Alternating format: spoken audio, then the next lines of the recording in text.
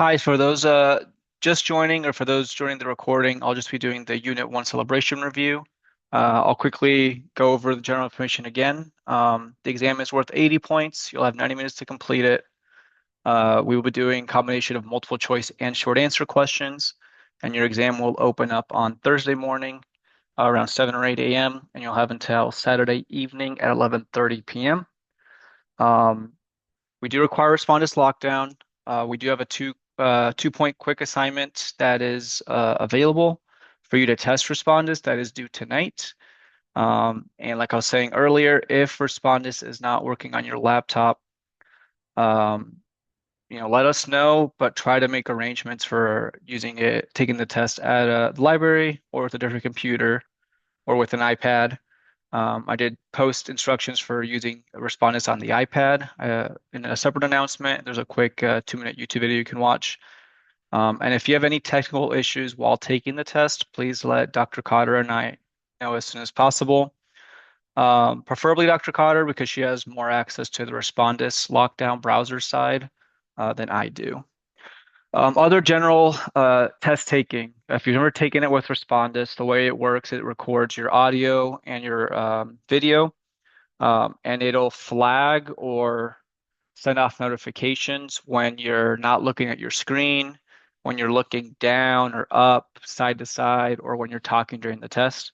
It records you during the exam, and then after you all are done, Dr. Carr and I get a report, and basically it lets us know in a color code green, yellow, red, whether respondus believes someone might have cheated on the test. Then we'll go and watch the live video. It'll show us the points during the test where it thinks you were red or yellow, and then we look at it and make a judgment call. Things that we've seen, people taking the exam while eating dinner. And so the family's talking in the background so that the entire time respondus flagged that as a potential cheating situation. We've had people take the test on their lap, and so you're already kind of low. And as they move around, the computer moves, and they kind of lose focus of the student, and that flags for us as well. So just do us a favor, do yourself a favor, try to pick a quiet place, get a solid table, and then stay in the focus of the camera and try not to keep looking up and down or even talking to yourself because that flags for us, and then we have to go back and watch everyone take their 90-minute test and then figure out, did you cheat, did you not cheat? If you are having issues with Respondus or trying to download it, it should look something like this. I did send out a link. Each school pays for their own Respondus lockdown browser link. So uh, our Canvas will not connect to like an ASU Respondus lockdown browser, for example. I know we have some students taking classes at U of A or ASU or Scottsdale Community College, other colleges. Make sure that when you download it, it is for the Maricopa Community Colleges. If it's not, you may not be able to access the exam. Okay, so I typically like to break these exam reviews down in my top three. So Dr. Cotter had a review with the Monday group already, and Wednesday group you'll have your review tomorrow. And so I like to cover additional stuff that she does not cover or re-emphasize some stuff that she does cover because it's things that we see get failed on the exam. The first one is Koch's postulates. This is one of the first things that we did in the semester, which was almost, 5 weeks ago now. So this is typically forgotten by students. This is a perfect short answer question on your exam because every one of you here could answer Koch's postulate slightly differently based on how you interpret signs or symptoms, which tests do you decide to pick. And so I would highly suggest looking over Koch's postulates because this is probably going to be one of your short answer questions.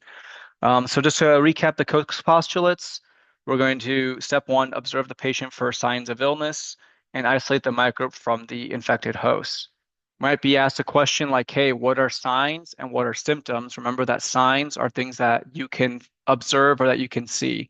So puncture wounds, any kind of temperature checks, um, any kind of phlegm, that kind of thing. Whereas symptoms are things the patient feels. So they're saying they feel tired um, or they feel lightheaded. Things that we cannot observe or what the patient feels, those are considered symptoms. Once we've observed signs and symptoms, we've taken I've isolated the microbe.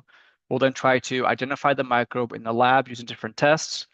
Remember, there's a list on page 17 of your yellow handout that has a list of all these, just like we did on the study guide. Make sure you just pick two of them and can briefly describe what each of them mean. I wrote some down here: microscopic, macroscopic, biochemical, serological, and DNA analysis. Step three, infect a new host with the same microbe and observe the same signs of illness. And then in step four, you have to isolate and identify the same microbe from the new host and perform the same lab tests in step two. On your case studies, you guys did very well on those case studies, but sometimes you jumped around with you had two tests in step two and two different tests in step four.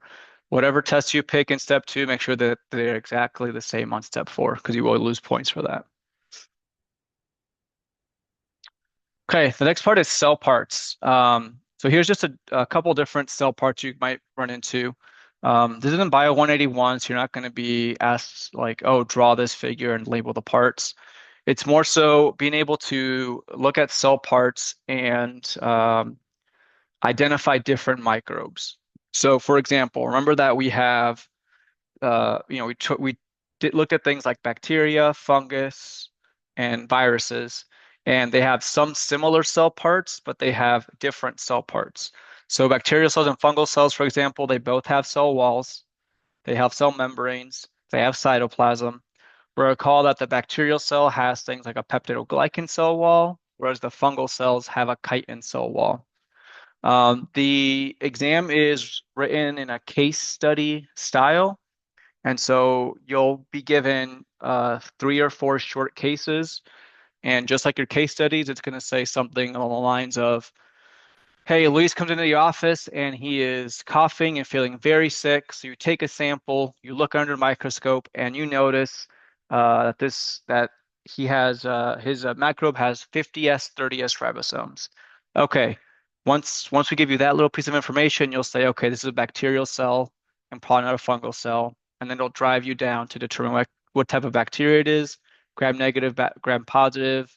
And then at the very end, you get a chance to answer like, oh, I believe this microbe is E. coli, for example. So for cell parts, I wouldn't worry too much about what they do. More so, can you identify different microbes based on the cell parts that we've gone over in this class? There we go. I did write down some cell part functions.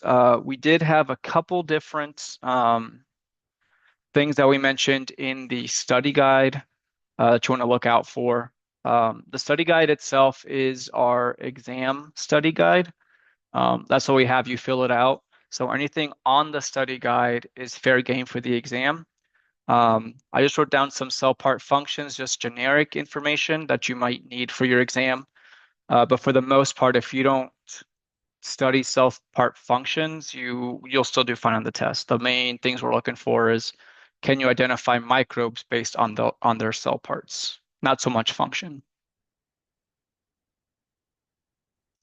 Again, kind of going back over to stuff from the first 2 weeks, looking at different bacterial shapes and also flagella types. So you could be given an image and being asked, hey, your microbe looks like this. What kind of cell arrangement is this? So you can kind of see like, oh, streptococcus, circles in a chain, staphylococcus, a cluster of circles, or the, bacillus style, streptobacillus, that kind of thing. Being able to identify those images or those cell shapes, it's going to help you on the test. And then just very quickly going over the flagella types, which is in your case or in your study guide, going over the different types of flagella that are available. Questions like this, you're going to see more images, and the question might be a short answer telling you, hey, what kind of arrangement is this, and what cell shape is it, that kind of thing.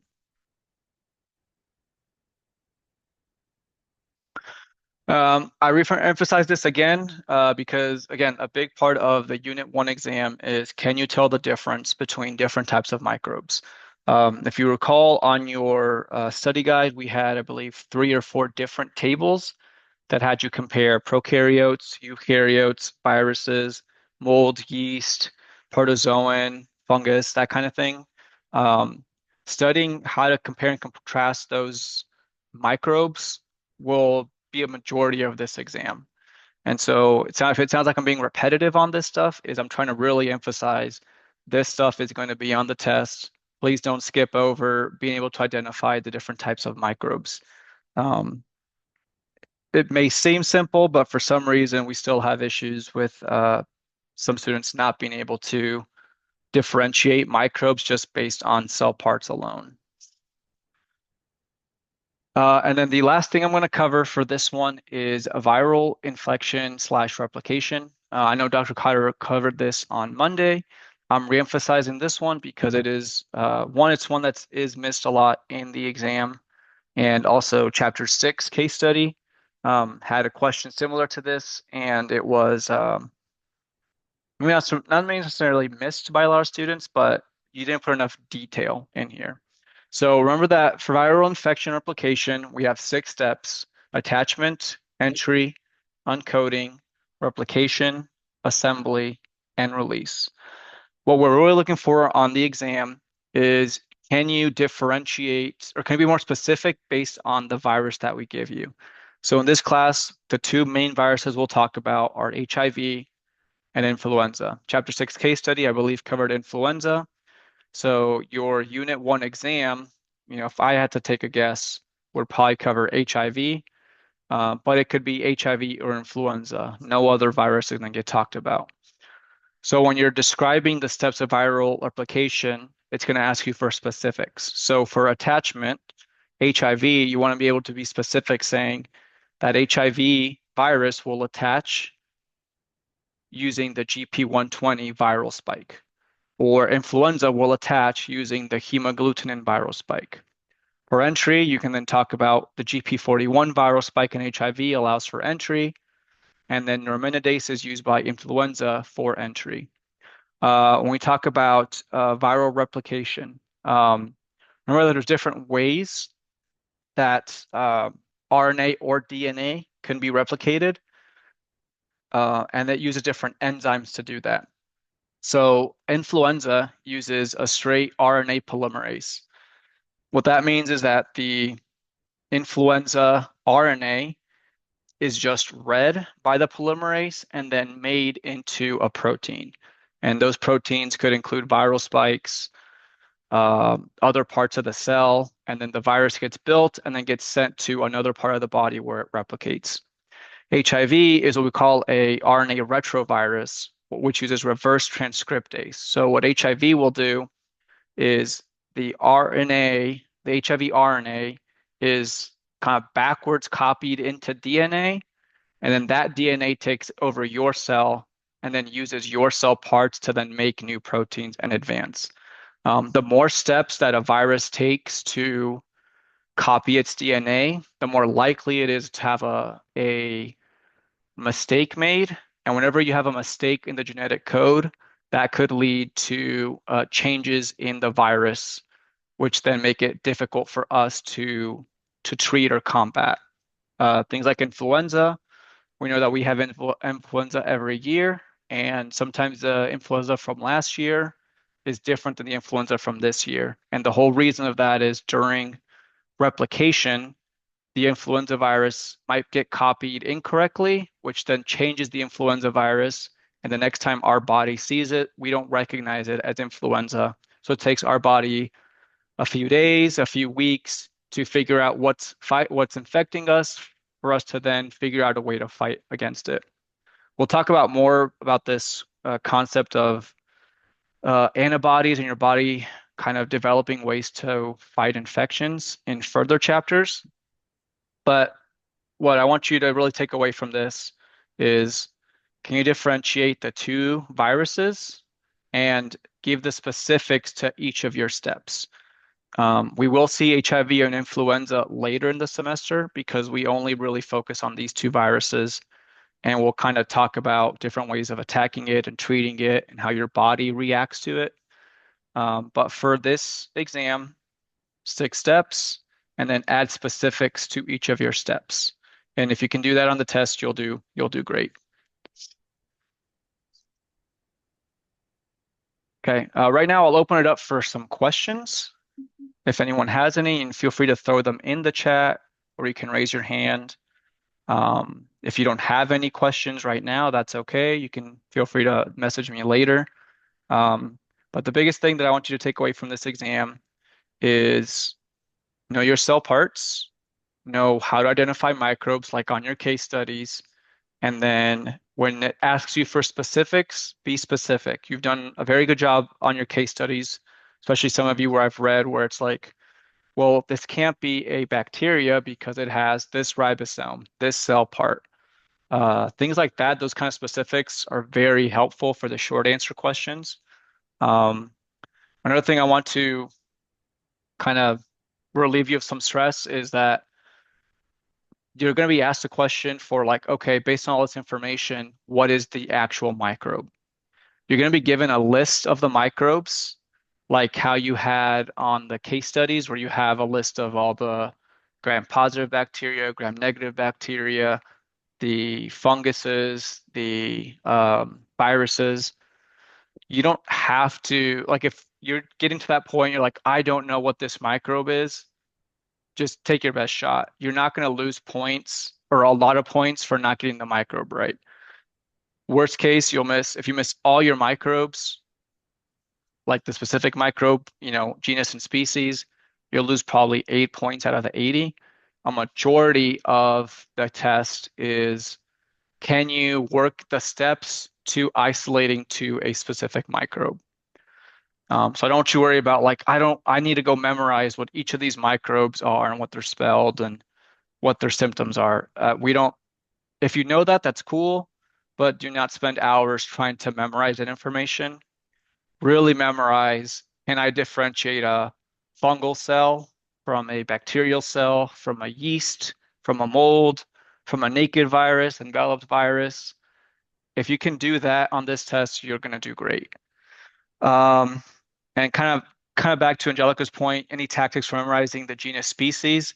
Honestly, I believe, if I wish I had my study guide with me, I believe it's page 7.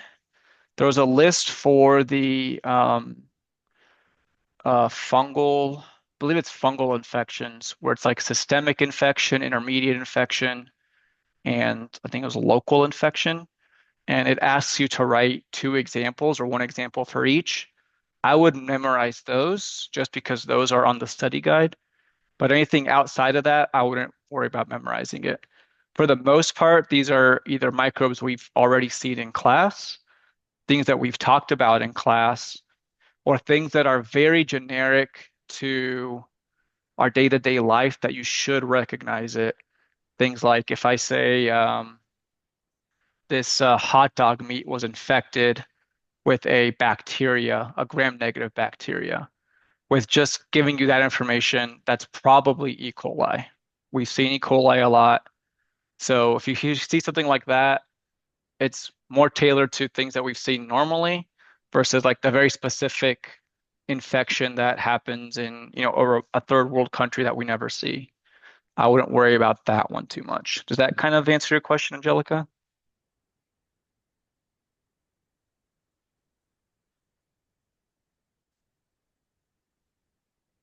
Okay, perfect. If anyone else has any questions, feel free to reach out. One other thing to note,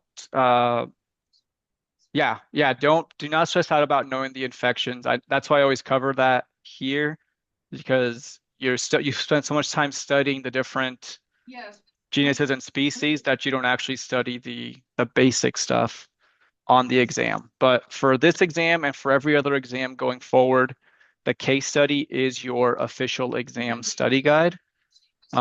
If you come into lecture tomorrow, make sure to have your completed study guide so you can get extra credit that gets added to your exam. And we'll do that for every exam as well. If I have no other questions or any questions that you can think of right now, just feel free to reach out to me. If you're watching this video remotely or on your own time later, again, just reach out to me. But again, the exam will open Thursday morning and you'll have until Saturday evening to get it completed. Last thing I'll mention is today is the first STI and U session. So if you want to get some extra credit for the class, you can attend today's session. Thursday's session is also remote, and then Wednesday's session is in person. Okay, if I have no other questions, again, thank you very much for attending and good luck on your exam.